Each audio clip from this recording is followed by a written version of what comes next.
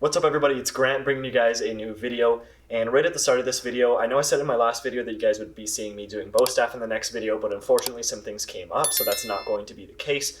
But I promise I'm going to have a bunch of actual me using the bow staff videos coming out in the near future, actually very soon. So hopefully you guys will enjoy that, but again, today's video is going to be just a little bit different. So if you guys don't follow me on Instagram, I suggest you go do that. The link to my Instagram is in the description of all of my videos, so you guys can go click there and follow me. But if you do follow my Instagram, you know that I asked a question to all of my followers, and basically just said if you guys have a question that relates to the bow at all, that feel free to ask me. And if it's a question that I feel that I can answer in a video format, then I'm going to do that. So that's what this video is. I'm going to be answering one question that's actually a really good question and actually a very common question when people are learning how to use the bow staff. So I figured I'd answer it in like a long form and give as much of a description to answering the question as possible. So the question asked, how do I get fluid movements moving behind the back using the bow staff? Now, like I just said, this is something that's asked frequently because it's kind of difficult to do, especially as a beginner. Say for example, when people are first learning how to do the bow staff, they're spinning it in front of them. It's fairly easy, because your hands are out here like this. But once you move the bow behind the back, it's a completely different story, obviously, because one, you can't see it because it's not in front of you. And two, obviously it's behind your back, your arms aren't, comfortable. And I'm gonna get to that in 1 second, but obviously it's just a lot harder to move the bow behind the back. And again, as a beginner, you're not really sure what to do with it. So hopefully this video clears it up for those of you that are having problems with it. And maybe those of you that are starting to get it better, but wanna get those extra tips to make it even better moving the bow behind the back, then this video is for you. So I'm gonna start with the first thing and get it out of the way, and I'm sure you guys can guess it right away, is just repetition. Doing it over and over again, you're gonna get used to it, you're gonna get that muscle memory, and that's gonna make it more fluent and faster. Now you guys probably could have guessed that one, but as I always preach with basically anything you're doing, if you wanna get better, repetition and making sure that it's correct repetition. Obviously you don't wanna learn bad habits and things like that, but making sure that it's a correct form of repetition is probably the easiest way to get better at anything.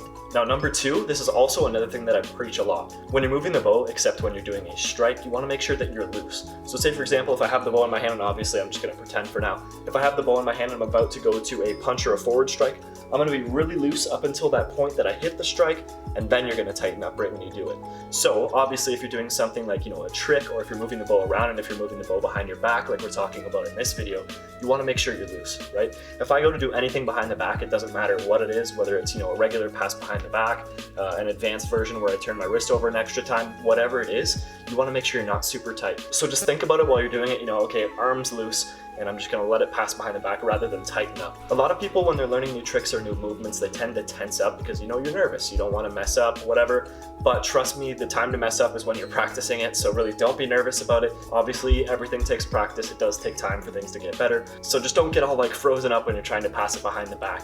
And that's something that you just need to kind of think about while you do it. And then obviously the more you think about it, and then going back to point number one, the more you repeat thinking about it being loose, the more that's just going to come naturally as well, so that's going to make it a lot easier for you. Now the third and final tip for getting fluent or fluid movements behind the back with the bow staff is something that's actually not really done a lot. And when I actually first got this question, I was thinking, okay, what are the different steps of, how to get those fluent movements behind the back? And like I said, the first one is obvious. The second one is, I guess, decently obvious, especially if you have a little bit of experience with the bow staff. But the third one is something, like I said, it's not really practiced a lot, but it's very important.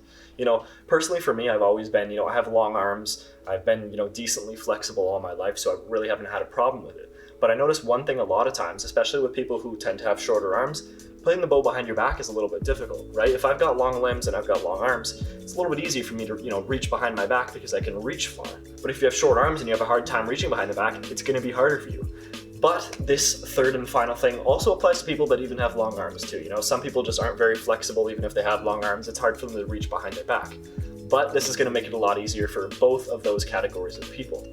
And this is just simply stretching. Stretching so that you're comfortable with putting your hands behind your back the way that you're going to do whatever move you choose to do when you're moving the bow behind your back is going to work wonders. Of course, if you're not super flexible and you go to put the bow behind your back and then you can feel your muscles kind of tensing up because you're not flexible, obviously that's not going to be fluent when you're doing the move, right? Because you're going to feel all tense when you go to put it behind your back. So you want to make sure that you're flexible enough, and I'd say obviously even more than flexible enough to put the bow behind the back in the way that you want to, right? You want to make sure your arms are, as I talked about even in the second thing, and all of these are connected actually now that I think about it.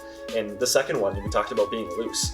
An easy way to get more loose, aside from just thinking about, arms loose, is to be flexible, right? To stretch out your limb, stretch out those muscles that you're going to be using when you're doing the bow staff, and all of those things connect together. Now, obviously, you can probably find tons of stretches for your arms online, so you can just go to whatever ones apply to the muscles that you're using when you put it behind your back, or really even the other muscles that you're not really going to be using, because chances are when you're spinning the bow in front of you or when you're doing strikes and things of that nature, you're probably going to be using all those other muscles. So just make sure that you're flexible enough to put the bow behind the back. Think about being loose with your arms, and especially you're going to be more capable, as I just talked about, of being loose if you're more flexible. And then finally, obviously, keep repeating that process over and over and over again. So those are my 3 tips for basically being able to be fluent, moving the bow staff behind your back. So hopefully I answered your question well, and for those of you that also this applies to, hopefully this helps you guys out. Thank you for watching the video, and thank you for the questions. I'm looking at making more of these in the future. So thank you guys for asking. Again, if you don't follow my Instagram, then you can go to the link in the description down below and go to that, and you'll have, the ability to participate in future videos and things like that. Hopefully you enjoyed, and I'll see you in the next video.